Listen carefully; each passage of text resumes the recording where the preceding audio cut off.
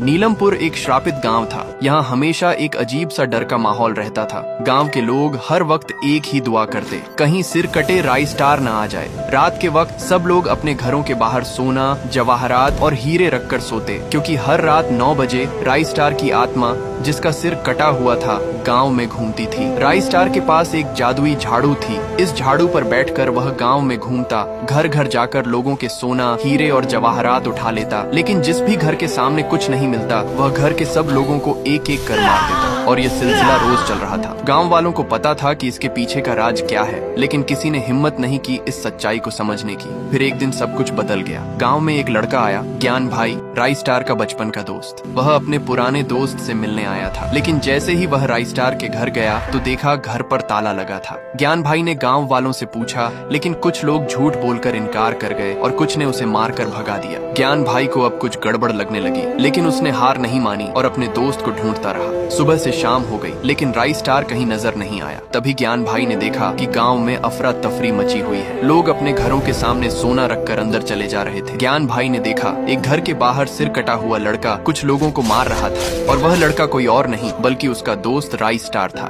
ज्ञान भाई ने जोर से पुकारा, राई स्टार, ये तुझे क्या हो गया? तेरा सिर कहाँ है? राई स्टार ने अपने पुराने दोस्त को देखकर आंसुओं के साथ पूरी कहानी बताई। कुछ साल पहले गांव बहुत गरीब था। लोग बिना खाने पानी के मर रहे थे। मैं यह सब देख नहीं सकता था, इसलिए मैंने अपने हवेली के पैसों से गांव के बच्चों के लिए स्कूल बनवाया, गांव में पानी के झरने लगवाए और गरीबों में पैसा बांटा। गांव फिर से खिल उठा। लेकिन कुछ लोग मेरे खजाने पर नजर रखने लगे। एक रात जब मैं सो रहा था, 2 लोग छुपे से आए और मेरा खजाना लूटने लगे। मैंने उन्हें देख लिया तो उन्होंने मेरा सिर मारा और मुझे बेहोश कर दिया। जब मेरी आंखें खुली तो गांव वाले मेरे आसपास खड़े थे और हाथ में हथियार था। मैंने जान की भीख मांगी, पर उन्होंने मुझे मार दिया। मेरे मरने के बाद गांव वालों ने मेरा सारा खजाना लूट लिया। तब से मैं अपना खजाना वापस ले रहा हूँ। ज्ञान भाई ने धीरे से कहा, भाई, मैं तेरा दुख समझ सकता हूँ, लेकिन लोगों की जान लेना गलत है। राई स्टार गुस्से में बोला, जब तक ये लोग मेरा सारा सोना वापस नहीं करेंगे, तब तक मैं सबको मारता रहूंगा, और अगर तू बीच में आया तो तू भी मरेगा। राई स्टार ने ज्ञान भाई को जेल में बंद कर दिया और फिर गाँव में लौटकर लोगों को मारना शुरू कर दिया। तभी वहाँ से एक बाबा गुजरे। बाबा ने ज्ञान भाई को देखा और तुरंत जादू से उसे आजाद कर दिया। तुम्हें यहाँ किसने बंद किया? बाबा ने पूछा। ज्ञान भाई ने समझाया, अभी समझाने का वक्त नहीं, हमें जल्दी राई स्टार को रोकना होगा, वरना वह सबको मार देगा। बाबा और ज्ञान भाई गांव की तरफ भागे।